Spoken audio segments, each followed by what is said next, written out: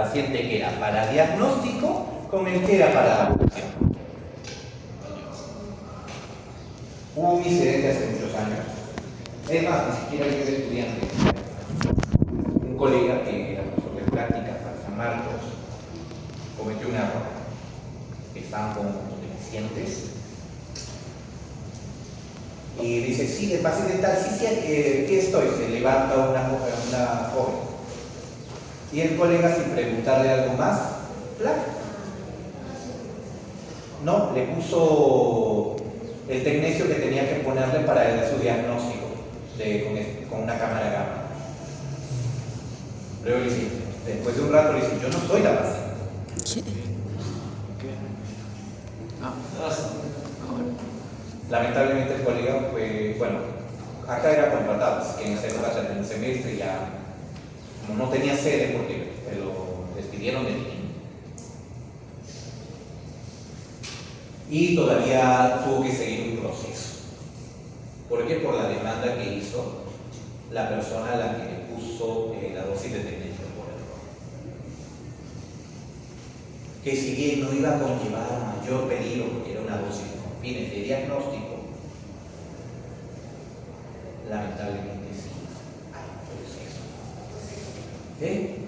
Por eso siempre lo que vayan a dar, tengan mucho cuidado, pregunten. Así tengan que preguntar 2 o 3 veces y el paciente los mire medio raro, es mejor. Eso hay que equivocarse de caso. 2, corroborar las dosis. Ejemplo, ayer en mi institución teníamos una paciente con un cáncer de cuello uterino que iba a recibir tratamiento por aparentemente un cáncer de cervix estadio 3B con dosis de 50 Grace en 25 sesiones más 5 sesiones de quimio.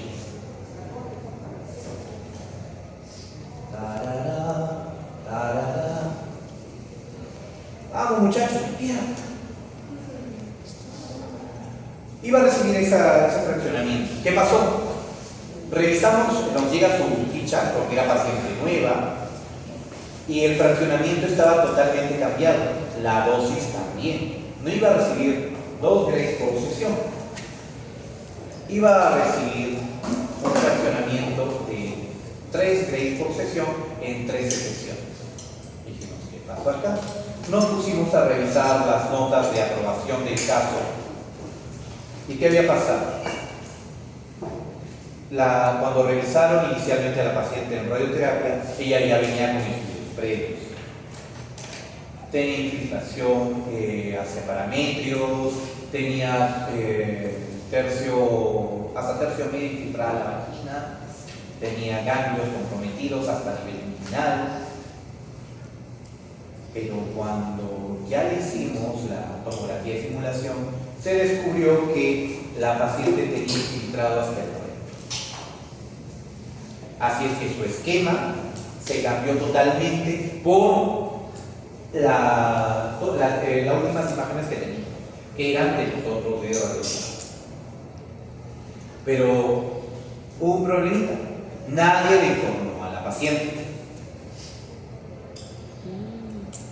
Lo bueno es que nosotros tratamos de siempre revisar.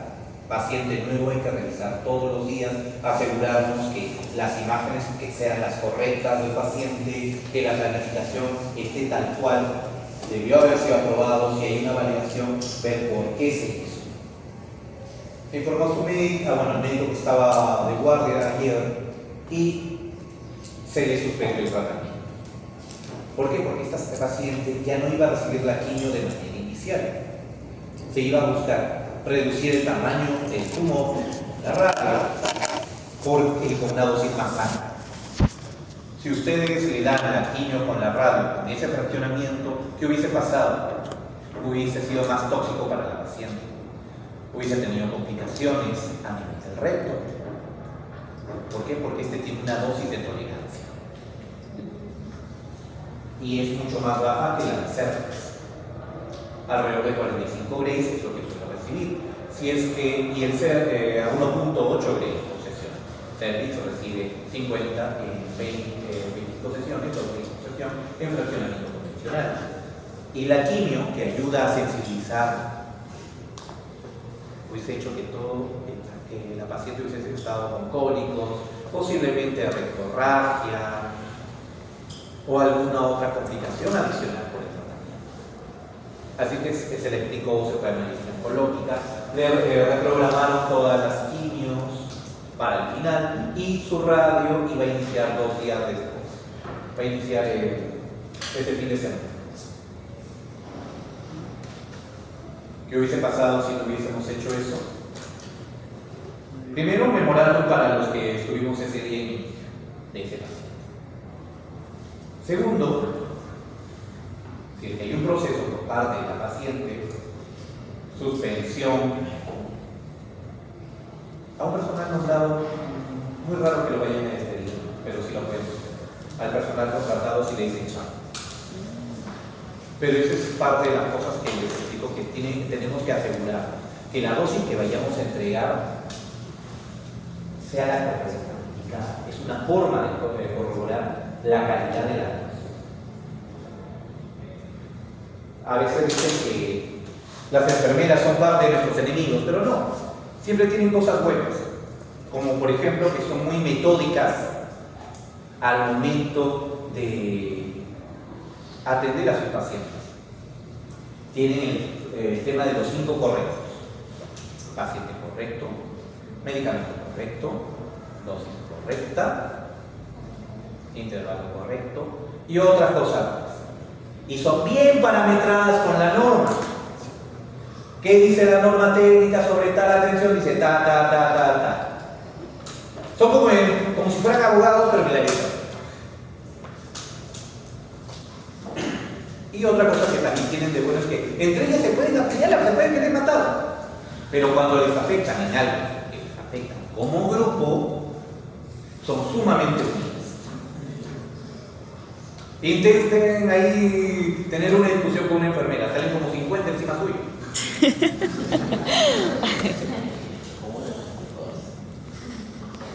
Exacto. Y ustedes cuando están con sus docentes, van a pasar ahí como si estuvieran marchando. Todavía no uniformita. Que algunos de sus docentes también han sido mis docentes. Por ejemplo, la magíster Lilia Betania. Bajita, chiquita, estilo Doña Nelly al municipio. Es más, ella también ha sido enfermera en INEC. Bueno, parte de la responsabilidad es, como les dije, van a aparecer tanto a los empleadores como al personal asistencial, ya sea el médico, de los físicos, tecnólogos médicos, y también a los fabricantes si es que el daño o la falla hubiese venido de tu equipo.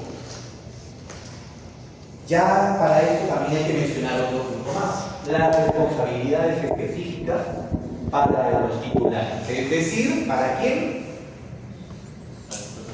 ¿Quién es el titular de la licencia en una institución? El director médico o el gerente de su centro privado. Para eso vamos a garantizar que las exposiciones médicas sean prescritas y supervisadas por su médico tratante, sobre todo cuando tienen que aplicar dosis de tratamiento, no de diagnóstico. Asignar responsabilidad primordial por la protección del paciente tanto al médico como jefe de área o lo que sea. Disponer que el personal médico y asistencial experto cualificado en las aplicaciones terapéuticas, es decir, físico, el médico y el tecnólogo. Restringir la exposición dentro de los parámetros establecidos. Es decir, no exponer más allá de la estructura que yo tengo. Hacer mi tomo, mi rastreo con yodo, o al momento de aplicar una dosis de tratamiento, centrarme no solamente en el volumen tumoral completo del tumor, no solamente en los ganglios, sino también enfermedad subclínica. ¿Saben qué es eso?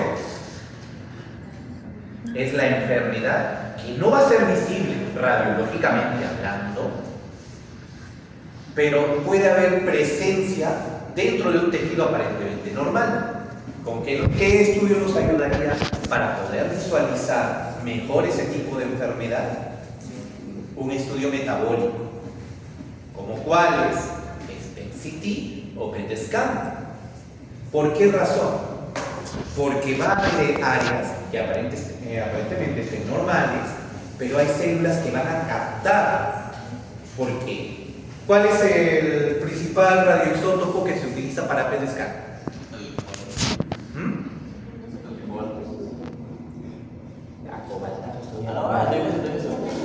El PET-scan. PET-CT, PET-scan. Tomografía por emisión de positrones. No, ese es para espectro. Para PET se utiliza flúor 18. ¿Qué más? Exacto. Y una célula tumoral es ávida a la glucosa. ¿Para qué? Para que ésta pueda crecer, desarrollarse e invadir diversas áreas. Así es que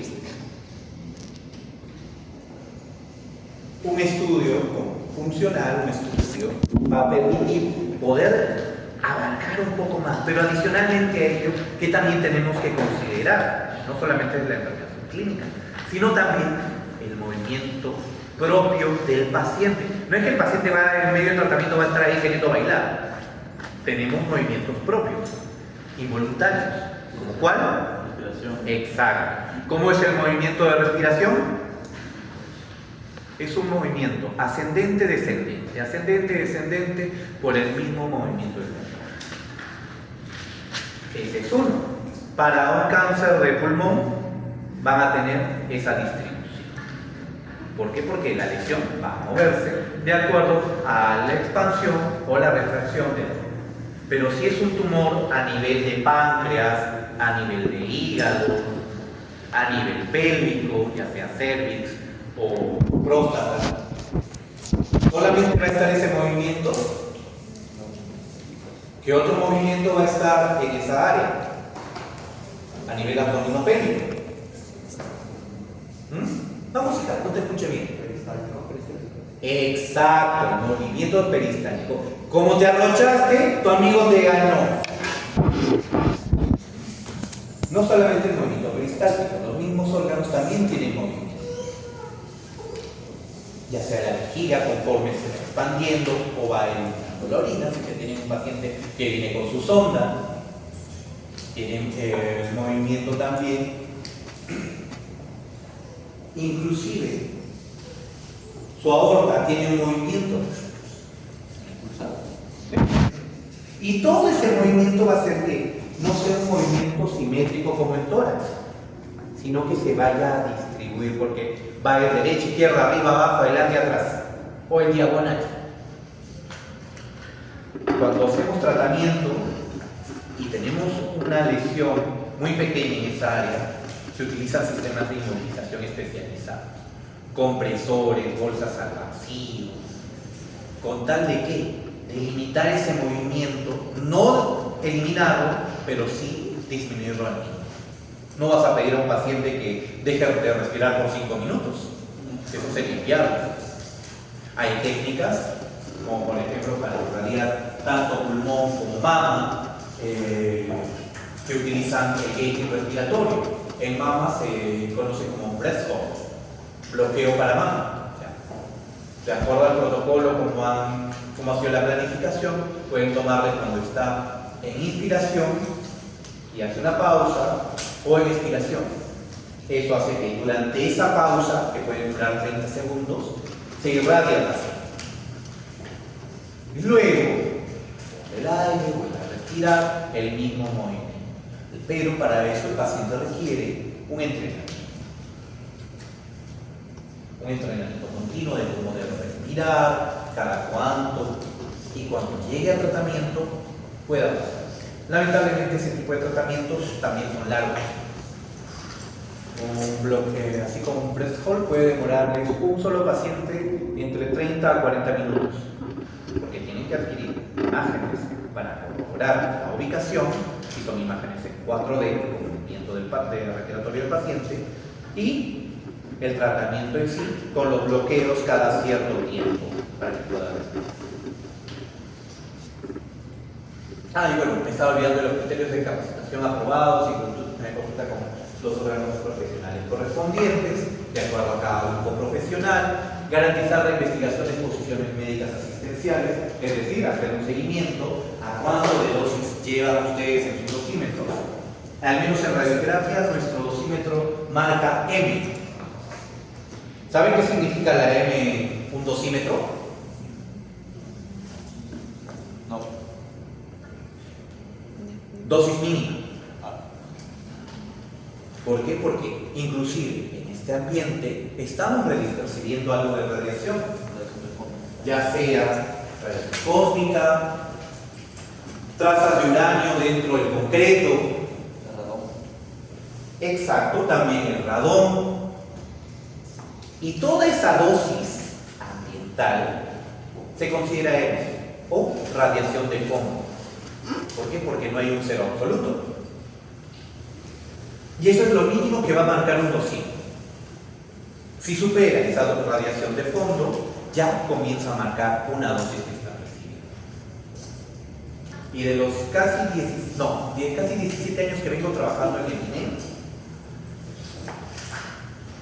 solamente 3 o 4 veces mi dosímetro ha marcado una dosis que sea relativamente significativa para que pueda ser expresado en el reporte, que es menos de lo que reciben los colegas de radioterapia.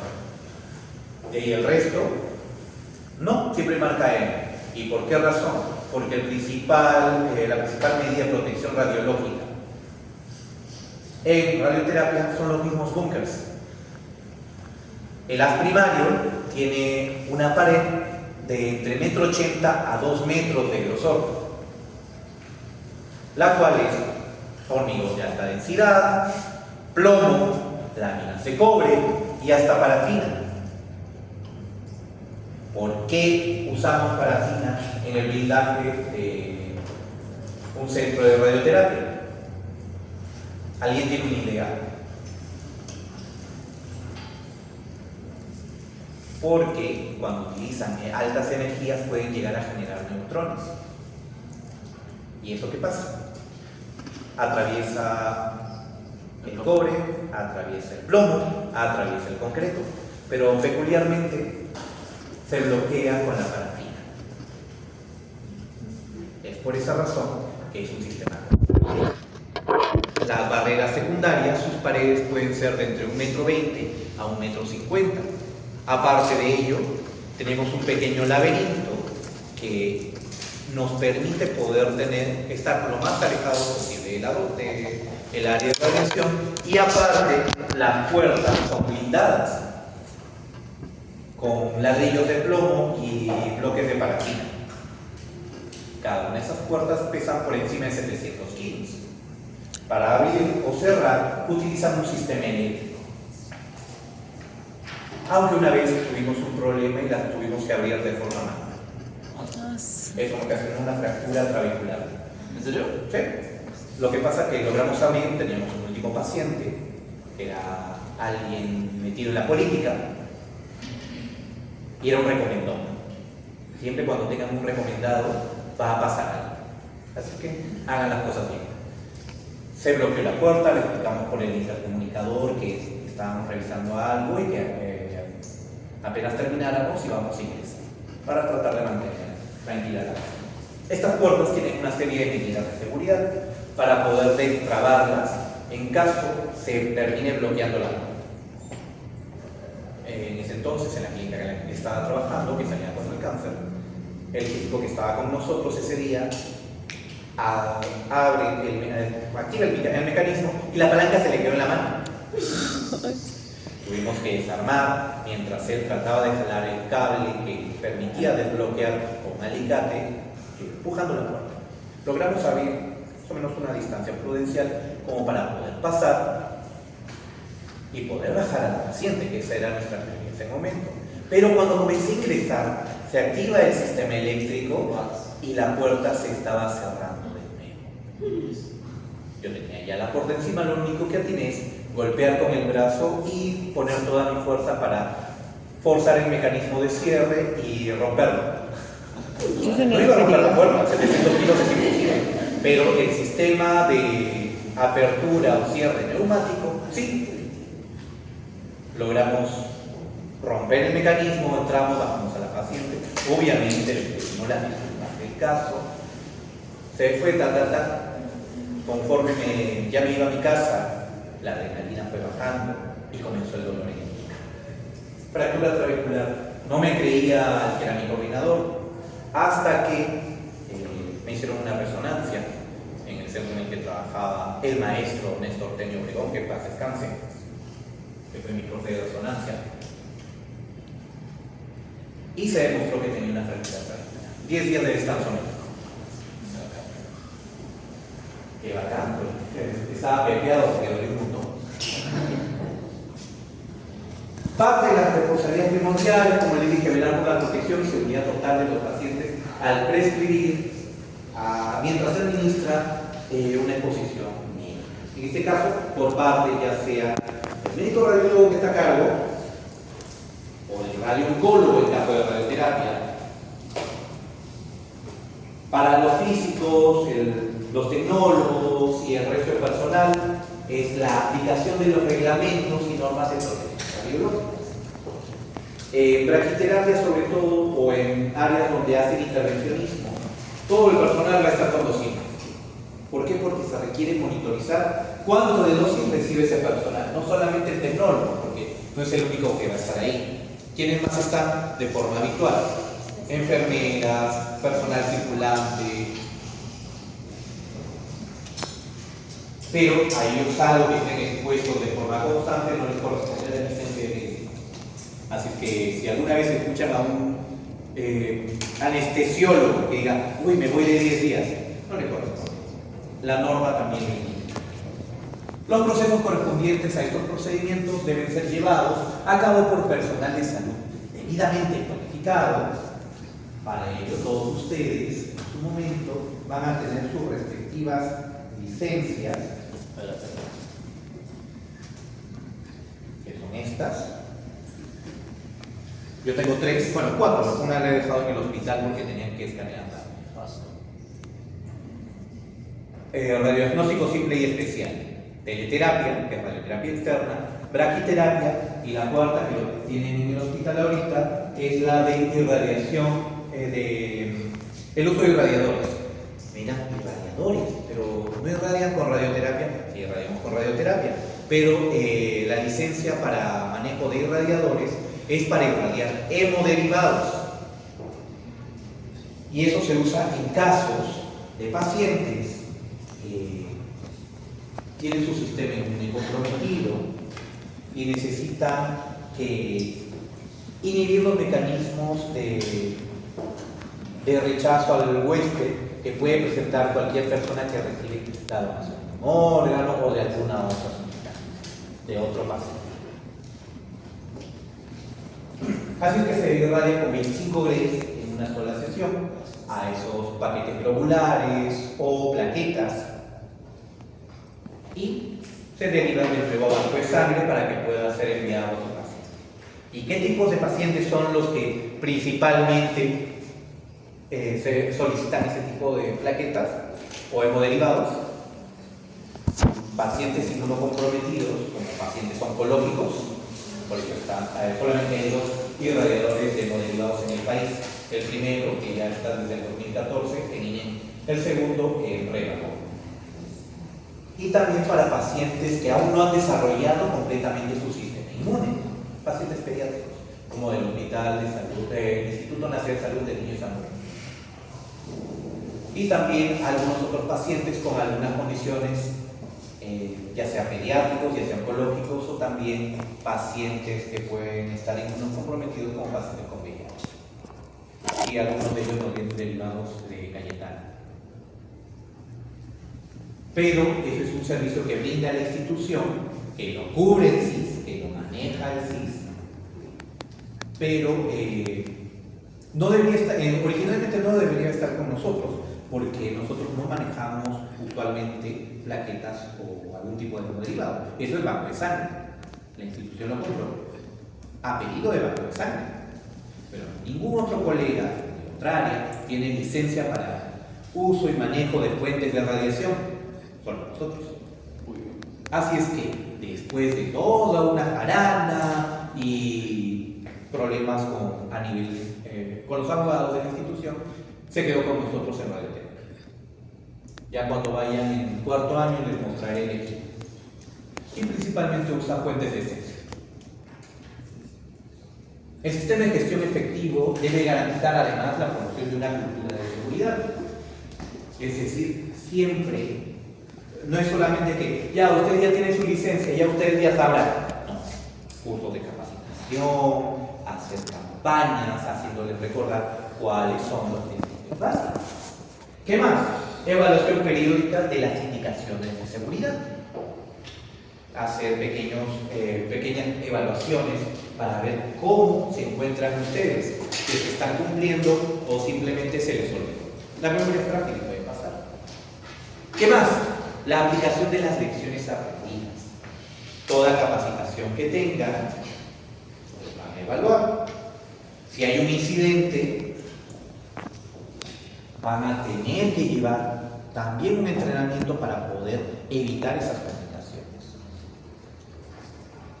Lo más peligroso que puede pasarnos a nosotros en radioterapia, que une las fuentes, ya sea en teleterapia con el equipo de cobalto o en braquiterapia, es que la fuente se quede trabada. ¿Eso qué implica? Que por más que ya terminó el tiempo que iba a estar la fuente expuesta y irradiando al paciente, esta no regresó a su sarcófago y sigue irradiando. En el caso de teleterapia, como usualmente trabajamos de a dos, un colega se queda en el comando girando el equipo en sentido contrario del colega que está ingresando para sacar al paciente. El que ingresa a sacar al paciente tiene que sacarlo lo más rápido posible y cerrar la puerta de fuga. Luego pone su cartelito de no ingresar hasta que venga el OPR y asegurarse que la fuente esté retraída, que esté guardada. Si no, tienen que hacer toda una serie de procedimientos para poder salvaguardar esta. En teleterapia externa nos pasó una vez. Estábamos irradiando, terminamos de dar tratamiento. Si bien ya no indicaba que había fuente expuesta, pero nuestros indicadores luminosos seguían indicando que una señal de advertencia, como que la fuente estuviera fuera del sarcófago. Por protocolo, apretamos botón de emergencia, le digo a la colega, gira, yo voy a ingresar. Como soy mucho más grande, porque la paciente era menudita, podía inclusive hasta cargarla y salir corriendo, cosa que hice. No es broma. En menos de minuto y medio yo estaba con la paciente afuera. Ingresó de la OPR, monitorizó, vio que todo estaba bien, se llamó a los ingenieros de mantenimiento de quienes vendieron el equipo y encontraron que no fue un error de la fuente, sino que los sensores estaban haciendo un falso contacto, dando la impresión de que la fuente esté trabada. Pero en braquiterapia sí nos pasó eso.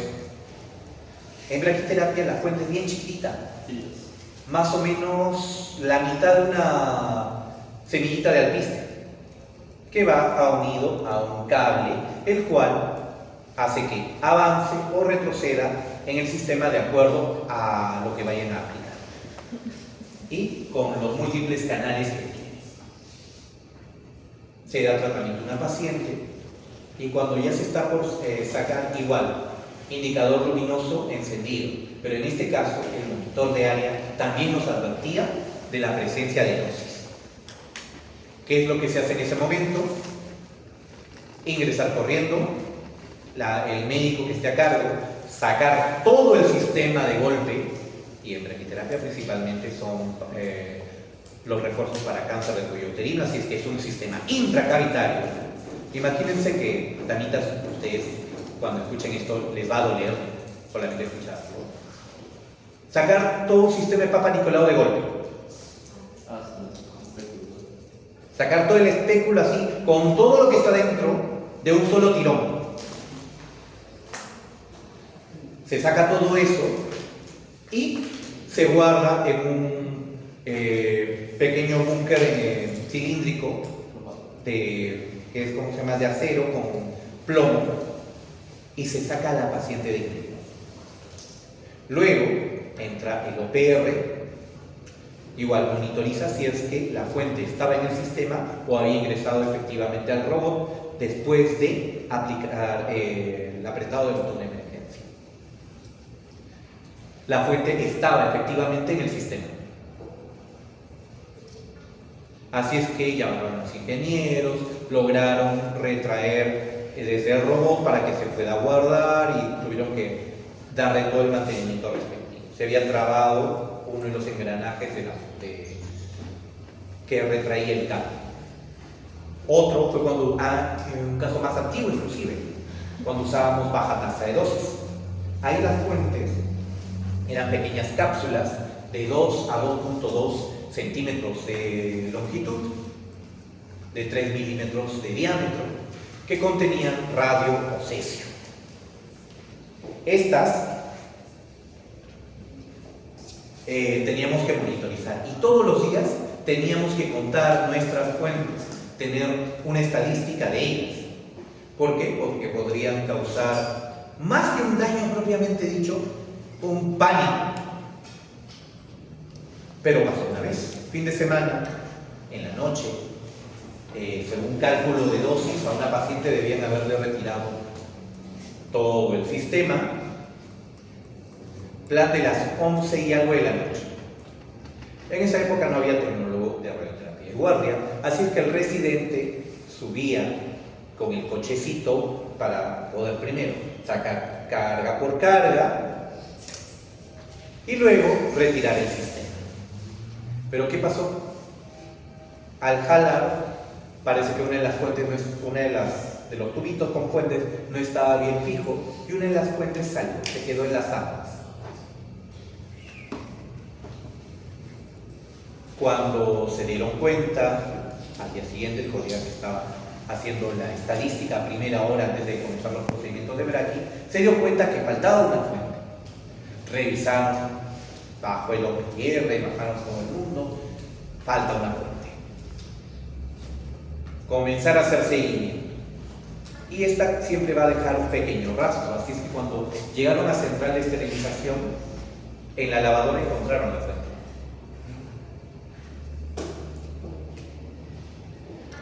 La fuente se había quedado entre las sábanas de la paciente. Al momento de hacer el cambio de sábanas, se llevaron todo a central de a la lavandería y ahí estaba. Por eso siempre hay que tener cuidado con lo que vayan a hacer. Afortunadamente ahora ya no trabajamos con baja tasa de dosis. Desde hace 12 años atrás solamente trabajamos con alta tasa. Así es que la dosis que recibimos es sumamente baja y por eso es que les comenté que las 4 veces que mi dosímetro marcaba algo de dosis es porque hacía braquiterapia, pero braquiterapia de baja tasa de dosis. Y obviamente había lecciones que tuvimos que aprender. Entre ellos, que siempre tenía que programarse el paciente para que el cálculo de dosis sea dentro de un horario prudente. Y si era un residente, no iba a ir solo, iba a ir con su residente superior, que también estaba de acuerdo. Algunas necesidades de garantizar la calidad vienen, como ya les mencioné, por las áreas en las cuales las dosis son más altas: medicina nuclear y radioterapia. Por eso hay que tener cuidado con la gran cantidad de exploraciones y tratamientos que se hacen, el número de exámenes que se realizan y los diferentes parámetros que conlleva cada uno de estos. ¿Por qué? Porque van a causar una serie de efectos. Sí, la rutina que puede ocasionar cuando ya haces algo así de forma automática. Exacto. Va a ocasionar errores. Y obviamente el personal tiene que estar constantemente capacitado.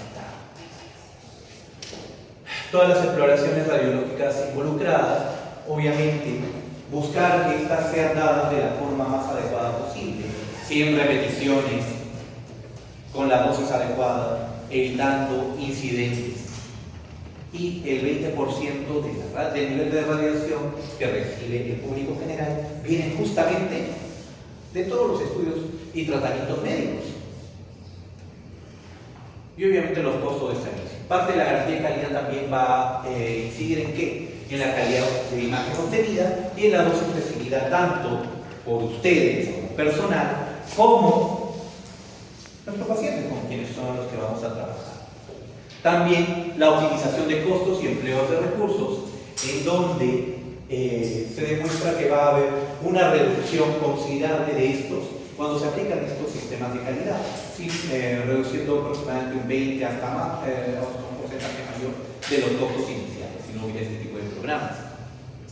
Requisitos legales, recuerden que tienen que revisar la normativa del ITEM, analizar su TUPA, para no solamente ver las medidas de protección radiológica, sino también que las exposiciones que van a tener, las autorizaciones que les van a dar. No es lo mismo que yo tenga mi licencia individual que una licencia institucional. Las salas tienen que tener una serie de características, si es radiodiagnóstico simple especial, intervencionismo o tomografía, que debe tener, o unas placas de plomo de aproximadamente 1.5 a 2 milímetros de grosor para que les ayude a proteger todo el ambiente, eso es sumamente caro. O lo segundo, tener una buena capa de baritina. La baritina es una sustancia que permite atenuar el paso de la radiación, es mucho más económico, pero tiene que darse su mantenimiento cada cierto tiempo. Cada 3 a 5 años, dependiendo las condiciones del centro, sobre todo centros que tienen mayor humedad o algunas otras, o hay cambios de clima brusco. Y también los aspectos profesionales, porque esto va a hacer ¿qué cosa? Ayudar a todos los profesionales del área de salud y también a mantener el estándar profesional. El planteamiento de previo programa de garantía de calidad. Primero, debe tener criterios de funcionamiento del equipo, es decir, mi equipo está funcionando correctamente, estamos dando la dosis correcta, el tamaño del campo es tal cual, que voy a irradiar, es el mismo que me está dando mi indicador de luz del tubo de rayos X, porque muchas veces está descalibrado. La dosis que estoy emitiendo está siendo recibida de forma correcta por los detectores, ya sea del equipo de radiología directa o tomógrafo. Estoy presentando artefactos al momento de entregar mi dosis. Todo eso tiene que ver. ¿Qué más? La elección del equipo. Tiene que ser un equipo acorde a las necesidades que van a tener este centro, ya sea si es un centro pequeño, un hospital pequeño o es un instituto especializado. No es lo mismo el Hospital Castilla de Salud, que está acá cerca de la Plaza 2 de Mayo, a que se vayan a INCOR. Acá, lo mucho en Castilla, tienen rayos X y tomografía. INCOR, ¿qué tiene? Equipos ultra especializados para intervencionismo cardíaco, tomógrafos, multicortes espectrales de última generación, equipos de resonancia magnética, etc. Ya es la medicina nuclear. Que la instalación sea la correcta. Cuando hacen una instalación de un equipo nuevo, no solamente es agarrar, cambiar el equipo y lo enchufo. Cuando instalan un equipo nuevo, como estos, uno, utiliza bastante energía. Dos, sirven para poder atender a pacientes. Hay que asegurarse que éste no vaya a sufrir fallas o daño debido a una mala instalación eléctrica. Así es que, ¿qué se hace? prácticamente sacas todo tu cableado eléctrico con el cual alimentas al equipo. Cuando hicieron cambio, por ejemplo, cuando hicieron la instalación de los nuevos tomógrafos en INEM, tuvieron que hacer una serie de medidas de cambio. ¿Por qué? Porque un año uno de los tantos tomógrafos que cambiaron, antes de estos últimos, tuvo un incidente. Por ahorrarse costos, la empresa que ganó no cambió todo el sistema de cableado interno. Hasta que hubo una falla, y hubo un corto, voló todo, el equipo se mató.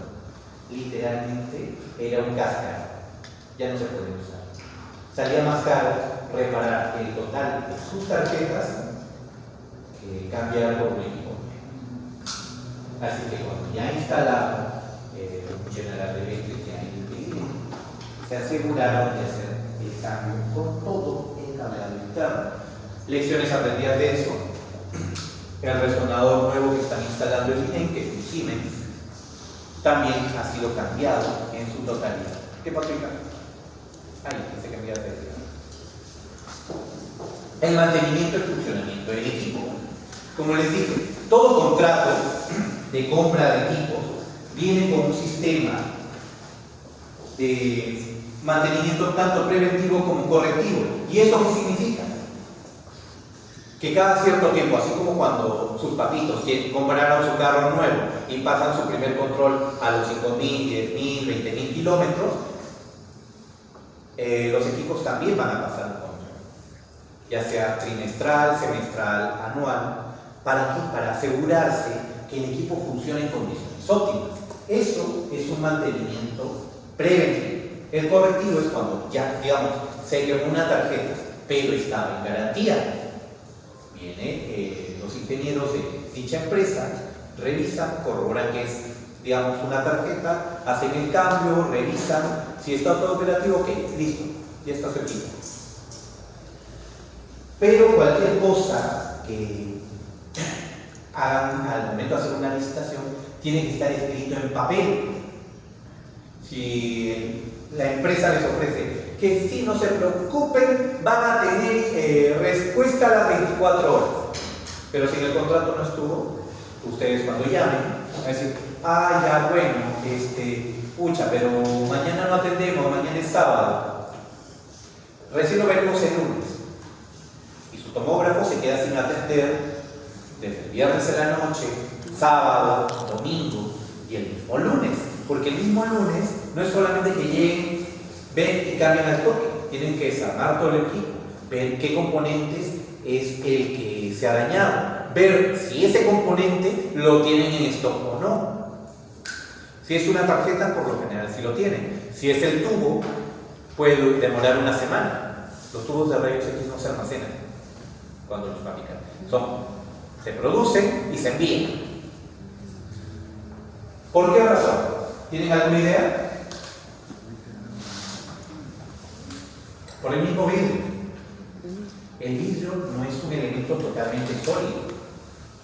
Conforme pasa el tiempo, por gravedad, va a ir descendiendo. La parte que está más superior se va a adelgazar, mientras que está la parte más inferior se va a engrosar un poquito. Unas micras, pero puede ser suficiente como para que pueda dañarse. Por eso, todo el tubo tiene que ser hecho apenas se hace el pedido, lo hace y con todo el tema de importación se demora entre 7 a 10 días a que la en total. Así que van a tener todo ese tiempo sin equipo. Sacar el mejor rendimiento del equipo, es decir, optimizar los recursos, optimizar protocolos. Si es que un estudio amerita todos los protocolos sabidos y por haber o no. Por ejemplo, para el caso de una PETES, cuando hagamos una tomografía, ¿van a requerir contraste? ¿Sí o no? ¿Van a hacer reconstrucción MPR o 3D? Todas esas cositas les va a llevar un tiempo. Si hay estudios que no ameritan hacer todo ese proceso, se omiten y optimizan para poder dar usos de equipo, sobre todo cuando trabajan en el Estado. La norma técnica indica que la actualización de equipos se puede hacer cada 5 años en equipos biomédicos. Antiguamente la norma decía 10 años, pero como somos un país que no puede darse el lujo de estar cambiando cada 5 años de equipos, se les trata de sacar el jugo lo más que se puede. Así es que, si bien la norma dice 5 años, pero se trata de cambiar por lo menos, como mínimo a los 10, salvo que sea ya norma libre. El mantenimiento del equipo, recuerden que este va a ser sumamente costoso. Por eso, cualquier tipo de mantenimiento correctivo preventivo debe estar estipulado y ver las tasas de los costos que va a incluir y si es que está en garantía o no, porque los costos de mantenimiento, el equipo está en garantía, no. Y si ya no está en garantía, son mucho más elevados. Criterios de funcionamiento para sustituir los equipos, lo que ya les dije. Evaluar el tema de control de calidad. Si el equipo está operando bien, no ameritaría cambiar, sobre todo si es un centro más pequeño, más básico, que no van a hacer estudios complejos, siempre y cuando esté cumpliendo los criterios mínimos de control de calidad. Su equipo puede serles casi eternos. Pero si a este equipo le están dando de alta estilo INEC, tomografía, resonancia, atiende las 24 horas del día, que los colegas, sobre todo los que hacen guardia, apenas pestañean una horita, este equipo obviamente se ve desgastando, va a requerir mantenimiento y en un determinado momento va a verificar la formación del personal. Obviamente ningún programa de calidad va a ser efectivo si el personal que elabora ahí, es decir, todos ustedes, no están capacitados. En el Estado, cuando se adquiere un equipo, se adquiere también un plan de capacitación. Quien les habla de la oportunidad de que esté fuera para capacitarse tanto por los equipos de radioterapia que tenemos en el INE y bueno, en la parte privada también. Lo más bonito fue cuando me tocó irme al Mundial en Brasil. ¿Quién subirme por allá? Así que había que aprovechar.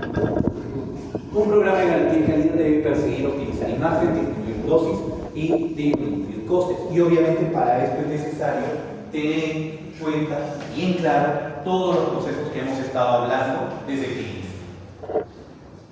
El comité organizador en el servicio está formado tanto por el médico radiólogo, la jefa de enfermeras que siempre va fregada, el jefe o coordinador de tecnólogos, si es que tienen un físico también, y el personal de mantenimiento de la institución, porque una cosa es el personal de mantenimiento de la institución y otra cosa es el quien les hace el mantenimiento de la casa representante de la venta de sus equipos. El personal de mantenimiento de su institución va a revisar, puede ser un ingeniero médico, un ingeniero electrónico, y él va a dar una visión inicial del problema que pueden estar teniendo. Ya cuando viene el ingeniero que se va a encargar de reparar, ya le dirá, mira, hemos tenido esto, a mí me parece que lo que falla es que ya tiene una visión de lo que podría hacer y comenzar a hacer la calibración o revisión de los programas de garantía de calidad. La función del comité será gestionar el programa decidiendo las medidas a tomar y cuándo y cómo y de qué manera se van a realizar. Y no es solamente que el comité va a estar ahí solamente por moderador, tienen que hacer evaluaciones que pueden ser trimestrales, semestrales y una revisión anual y ver qué cosas se han hecho, si ha habido algún inconveniente, si se ha hecho las cosas bien y aparte de ello, qué se podría mejorar. Siempre buscar mejorar, qué cosas podemos optimizar, de repente podemos ya actualizar nuestros equipos o podemos darle una capacitación a nuestro personal. O por ejemplo, tengo estos flat panels nuevos que tienen mejor sensibilidad, producen menos ruido y necesitan menos dosis para poder adquirir las imágenes, ya sea si trabajan en radiodiagnóstico o en mammo. Sobre todo las damitas, porque mammo, varones que trabajen en mammo, solamente un amigo que trabaja en salud en Cerro de Pasco. ¿Quién quiere ir de ustedes a trabajar a más de 4.200 metros? Solamente una valiente. Por ejemplo, ese colega, al que cariñosamente le decíamos Chili, Chili, trabaja ya 15 días en Cerro de Pasco y 15 días acá en Lima. Bueno, hay que tener en cuenta que los programas de control de calidad van a tener un documento que conforma. La primera parte versa sobre los aspectos generales sobre el control de calidad, el segundo sobre los procedimientos que van a establecer, la tercera parte va a ser la recopilación de los parámetros con los cuales se va a trabajar o hacer el control de los equipos. En la fase previa a la implantación de un programa de calidad, de garantía de calidad va a requerir ¿qué cosa? El establecimiento de una estructura orgánica, es decir, presidente, un comité y todo el equipo de trabajo, además de la programación de las reuniones o de los controles que van a realizar. Y esto va a ser un punto de partida, serán las dosis que están siendo administradas a los pacientes. Para eso se va a hacer un control inicial.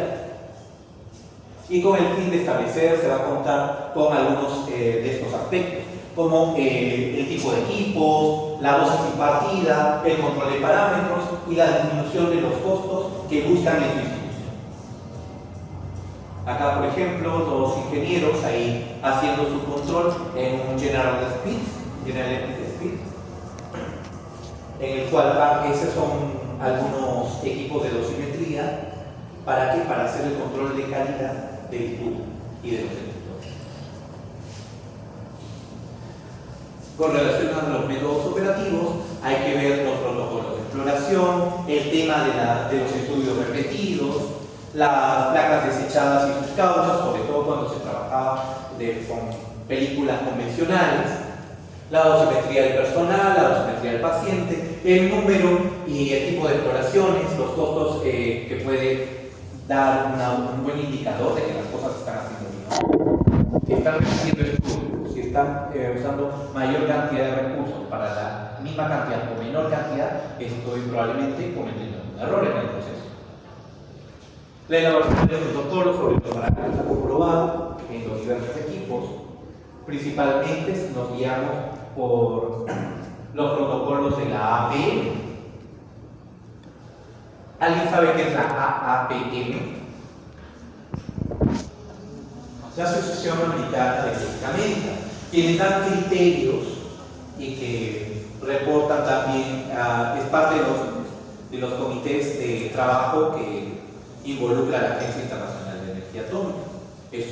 La APM es uno de los entes que ellos consultan para tener referencias y que después se manifiestan en los documentos técnicos de los diversos grupos de trabajo o task group que van a ser publicados en la página de la Agencia Internacional de Energía Atómica, en los cuales les va a dar referencias tanto para el uso de radiación en los médicos y en otras áreas.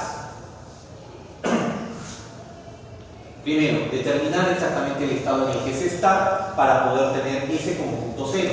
Segundo, realizar pruebas de estado de los elementos más importantes, es decir, equipo, personal.